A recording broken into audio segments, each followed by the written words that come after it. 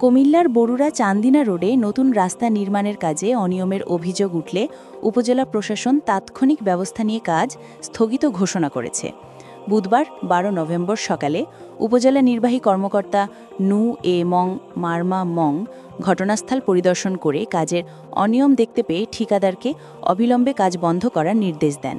এ সময় উপস্থিত ছিলেন বরুড়া সহকারী কমিশনার ভূমি আহসান হাফিজ, বাজার কমিটির সভাপতি, জনপ্রতিনিধি ও স্থানীয় এলাকাবাসী।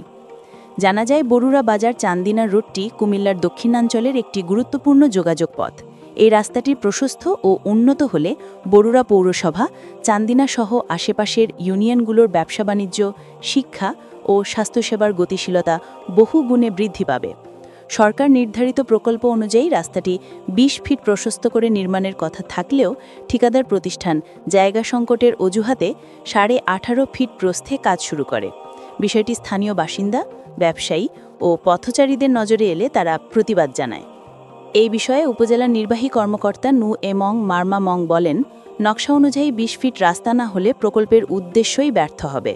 জনগণের সুবিধা ও নিরাপত্তা বিবেচনায় আমরা কঠোর অবস্থানে আছি। জায়গা নিশ্চিত না করে কোনোভাবেই কাজ চলবে না। তিনি আরও বলেন, আগামী ১ সপ্তাহের মধ্যে জায়গা পুরোপুরি খালি করে দিলে ঠিকাদারি প্রতিষ্ঠানকে পুনরায় কাজ শুরু করার অনুমতি দেওয়া হবে। এদিকে প্রশাসনের নির্দেশে বর্তমানে রাস্তার পাশে থাকা দোকানঘর ও স্থাপনা সরানোর কাজ চলছে। স্থানীয় জনসাধারণ উপজেলা প্রশাসনের তৎপরতায় স্বস্তি প্রকাশ করেছে। তারা আশা করছেন দ্রুত সময়ের মধ্যে কাজ পুনরায় শুরু হবে এবং বরুড়া চান্দিনা রোড আরও প্রশস্ত, সুন্দর ও চলাচলযোগ্য হয়ে উঠবে।